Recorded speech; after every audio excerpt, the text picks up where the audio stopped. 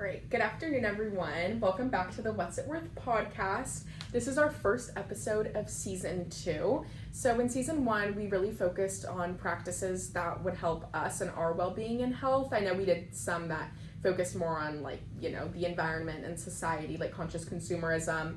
But we've decided to shift away from those more self-centered, practices.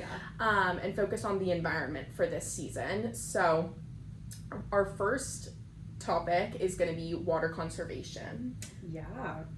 So pretty much with water conservation, I know that in my personal life, I'm not that mindful when it comes to saving water, whether that's washing dishes, washing my hands, showering, or anything like that. Also in California, or we're in California, so there's always issues surrounding droughts, and that can also pose as an incredible threat to not only our state, but just as water supply as a whole. And actually in the United States, we're really lucky to have a good water supply, other countries don't. So that's why it's really important that we take care of what we have. And I do think that it's an issue. So I'm glad we're doing it this week. Yeah, I agree with that. I feel like it's something that goes really overlooked because it seems almost like an endless resource for most people, right, especially where we live.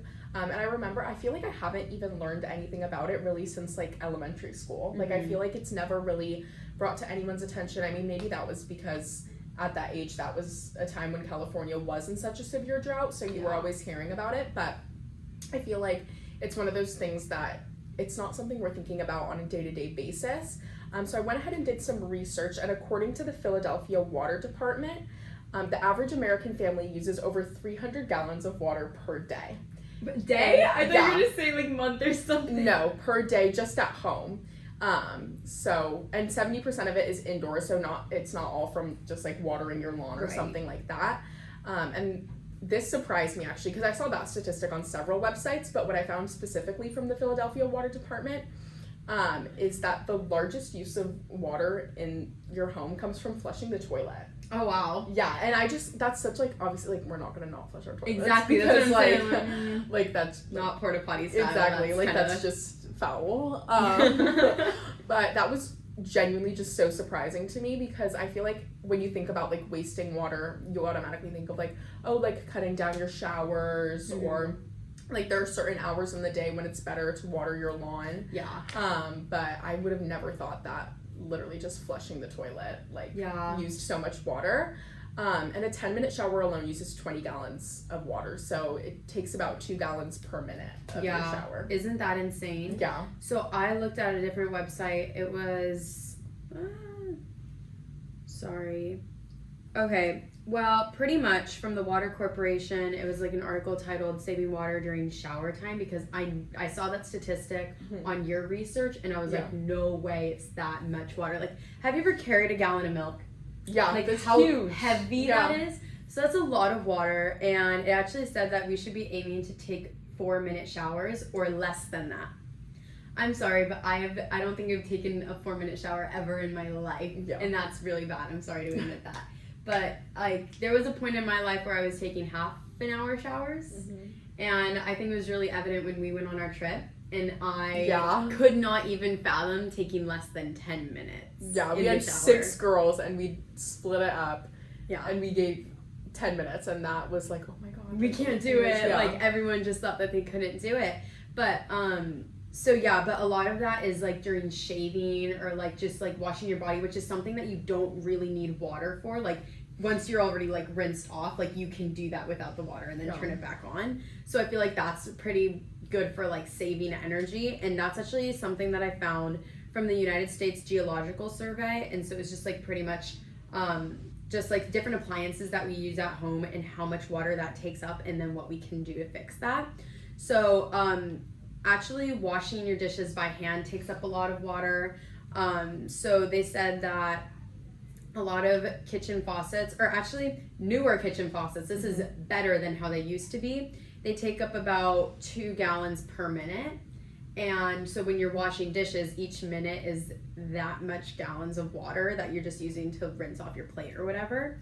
So they actually found that purchasing newer models of dishwashers is more energy efficient, because also using water takes up a lot of energy, and it's actually cheaper to not use as much water. So we should definitely be implementing that in our lives, because it's not only good for our environment but also good for like financially.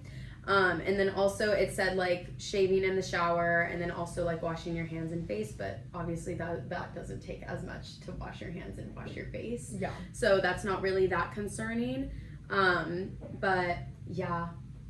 Yeah, I wanted to also focus on, before getting into like all of the little things we can do and change, just on a large scale, kind of paint a picture of what it looks like when we're using so much water, because I found from the Environmental Protection Agency that a major misconception is the idea that since like the water cycle continuously returns to Earth, that we just have an endless supply, but in reality it's not always returned to the same place or in the same quantity as it was before. So just because there is this constant cycle of water, it doesn't mean that we're always going to have fresh water to use. And then the demand for fresh water is constantly increasing, so even with this cycle, supply remains constant, but the demand continues to go up. So it's not like we're getting more, you know what I mean? And then less than 1% of the Earth's water is available for human use. The rest is either salt water, which is found in the oceans, or fresh water that's frozen in polar ice caps, or it's just too inaccessible for practical use. So I thought that was really interesting as well, because I mean, look at our Earth, you see water everywhere. So I feel like everyone thinks like, oh, like it's just something that is so easily overlooked because it seems like we have so much. But upon conducting this research, I realized that it's really not. So then going back to what you were talking about, just like some of the things in our household, a big one that I didn't realize was laundry. And personally, this is because one time multiple times, all of my whites turned light blue because I mixed colors and whites. So I do white. I used to do darks, colors, whites, and delicates. Now I just do colors and darks together, whites and delicates, but that's still 3 loads of laundry. And a lot of the times when I do it, there's not enough for me to do a load. And so I feel like that's something that I'm really mindless about and waste so much water is constantly doing laundry, because I don't know. I know I do that way too much. And it just made me think of that when you were talking about the dishwasher, because with washing dishes, I feel like, we run the dishwasher like when it's full, but laundry is something that's so easy to just like, throw this in here and there. So that's something I'll definitely be working on this week, because I do laundry a lot, even though I hate it. So going back to what you said about just being mindful on the large scale about like not having an endless supply of water. So these are some things that I found from the Water Conservation. It was like a research document, and it was titled Mindful Climate Action. So they just pinpointed that water on Earth is finite, so something that we can't get from another source, but the population is always increasing, and we're actually nearing 9 billion people on Earth. And so that demand is only going to increase, and we do have to be mindful about our supply. And then also, more than 1 billion people in developing countries do not have access to safe drinking water. So that's why especially us in the United States have to be so grateful and so mindful about what we're using our water for. And then also the average American uses twice as many gallons of water per day than the average European, which is like Europe is a developed country, same as us. So it's like, what are we doing wrong? And so back to what I said earlier on, water is just like uses up a lot of energy, and actually has like one of the largest carbon footprints, because energy is required to extract the water, and then there's energy that's used to treat it, and then also to distribute the water, and then not even to mention collecting the old water and treating that wastewater so that we can further reuse that. So it's just like it uses a lot of energy, and then also in homes it uses like a lot of money. Like you're gonna have to pay a lot of money to just have water in your home and use that so much. So honestly, it has a really large carbon footprint. That's why I think that's a really good idea that we're focusing on it this week. Something that we should just be mindful about, because honestly, it's so easy to forget because it's always at the touch of your fingers, you know, like you can always turn on water. And it's just really important to note that like other places you can't do that. Yeah, I feel like it's something that no one even really thinks about here because it's so accessible to the point that like it's not even a thought that like, oh, like other people don't have it. And it's not like everyone's like trying to just be ignorant, but really like when we can literally walk 15 steps and go to the bathroom and turn on the faucet and we could like leave it running for 10 minutes if we wanted to. That you don't think about the fact that like that's not available everywhere else. Right. I'm looking at the doc right now and I saw the research you have from the Water Footprint Network. I want you to talk about that because like what is that? Okay, so this is data from the Water Footprint Network. And so it was just talking about how there is a lot of water use with the certain foods we eat. So it had like a table, and I couldn't copy and paste the table, but I did put in all the information. So pretty much for steak, that's 6 ounces, it takes up 774 gallons of water. That's insane. That's crazy. Like what? That's how many showers? Yeah, literally.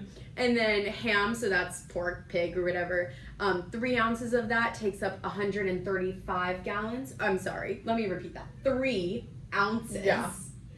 That's crazy. Is 135 gallons of water. So that's really crazy. Yeah. And then also coffee, which is something that a lot of people have every day in multiple cups a lot.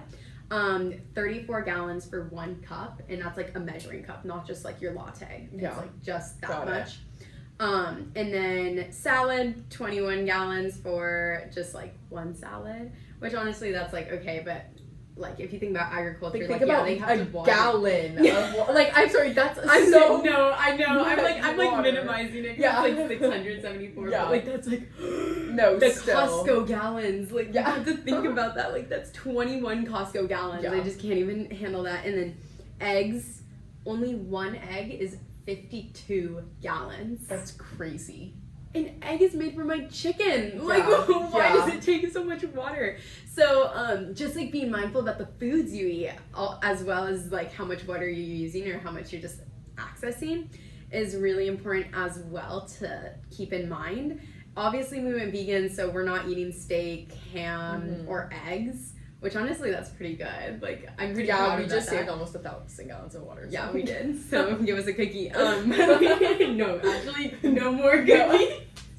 That's I can't even think about cookies. Yeah, cookies sent us over the edge, by the way, a couple days ago. So we just not. But yeah, so I wonder what their water footprint is. Okay. But yeah, so I still drink coffee, so that's something I should probably be cutting back. And then I eat salads all the time, so I don't think I could cut that back because that's pretty good for you. Like, I'm seeing right here it's like tomato, lettuce, and cucumbers. I don't usually have that. Oh, I just had cucumbers. Oh, did you? Now, and I'm like, I was eating like cucumbers and carrots, and I'm like, that's like it's not a salad, but it's like that's like kind of the same thing. I don't know. When I think of like cucumbers, like sorry, this is so like random, but I wonder cucumbers' water footprint because like they're literally water. Yeah, like watermelon. Yeah. And cucumber. Yeah. Their water footprint. Yeah. Imagine the fruit. It's like butthurt that we're talking about. It's water footprint. I think if someone was talking about my water footprint, I'd feel so judged. Yeah. I'll leave the steak alone. Okay, yeah, but anyways, so that was really interesting, and I just could not believe that, like, just the food that we eat also takes up so much, because the agricultural process obviously takes up so much water, and 80% of our water uses, or of our water is actually used for agriculture, so it just kind of makes sense, you know, but yeah. All right, I think for my research, that's pretty much everything I had. I also focused on, just saving water in California specifically, just because where we live, growing up, I've always heard about the drought and how we were in such a bad one for so long. So I just kind of wanted to look into it a little bit more. So starting in 2012, California experienced its driest 3 consecutive years and historically high temperatures, which led to a below average snowpack, which obviously we get water from the snow melting. But the supply of water in state reservoirs also decreased, and the Sierra Nevada, which typically always has snow, reported having no snow during this time. So as a result, Californians had to increase their reliance on groundwater, but then that leads to the depletion of aquifers. So it all is just kind of a spiral from there. And 74% of the groundwater levels declined by over 2.5 feet just over the course of those 3 years. So in such like a populated state like California, to have this like recurring cycle of us literally just having less and less water every year where the population is so high, it led to several practices having to go in place to try and save water. So I think a major one many people heard about was sustainable lawning. Yeah. And there were actually restricted hours. Do we still have that? I don't think we do. I mean, we got so much rainfall this year. Yeah, that's true. But there were restricted hours when you could set off your sprinklers, and then restrictions of outdoor water use even in major facilities. So beyond just the home, like golf courses and cemeteries had these restrictions too, which I thought was really interesting because it's something that like a state as a whole had to pay attention to and had to really lock down on. And I think that really just shows the severity of the issue that is so easily overlooked. But when it's happening in your own state, I feel like it draws a little more attention to it because like we're talking about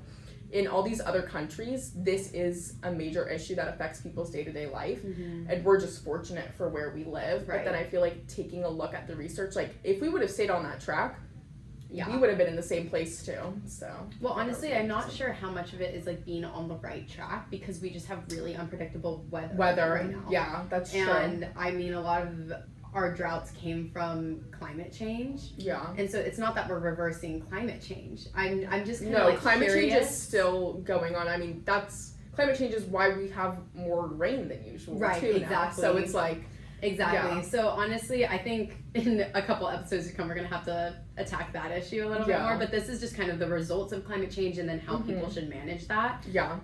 But yeah, I also agree with all of the things that you said. When it's happening here, you see it around and it's just like a lot more highlighted. But also I wanted to know what like the government was doing for this. And so apparently they have like a state or a nationally supported company, which is Energy Star. And they create like a lot of appliances that use far less water and they meet the guidelines that were established by the U.S. Environmental Protection Agency. And so they use 30% less water and consume half as much energy as like conventional washers or laundry machines or whatever that is. And so just a lot of those appliances are government supported. So I think that's like a cool incentive for people to purchase things that are more eco-friendly. But yeah, honestly, we should just be like saving a lot more, like significant amounts of water in day-to-day practices. So moving forward, what are you going to aim to do? Yeah, so I took a look at a list from a Florida community like webpage that had 25 ways to save water, just to get some general ideas. And then the way I'm going to implement them, so it said like shorter showers, turning off the tap, checking for leaks, only doing laundry and dishes when you have a full load, stuff like that. So for me, when I'm like shaving and stuff in the shower, I'm gonna turn off the water.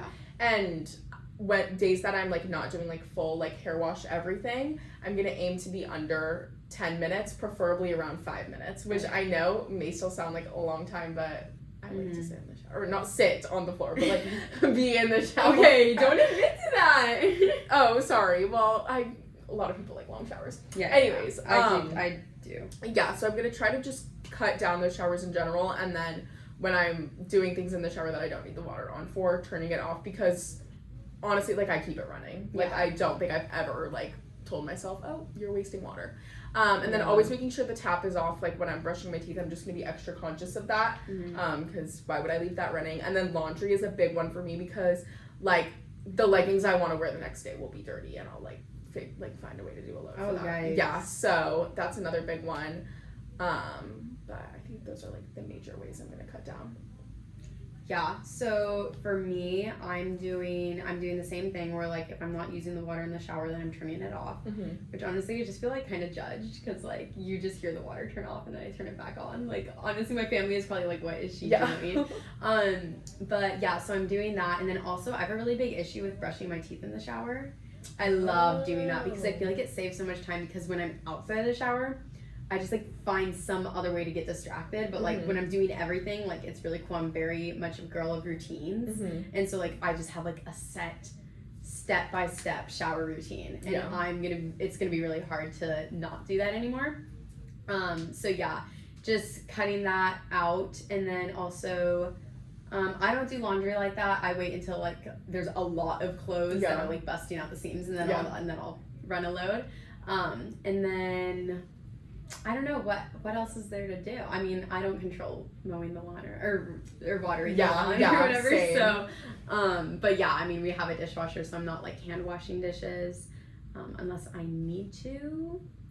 And yeah, just trying to be mindful. Honestly, I'll probably aim to be at 5 minutes for a shower total. You know, like not counting minutes off. You know. Yeah. Okay. I think that's a good. Because that's like doable, but this will definitely be a challenge for me.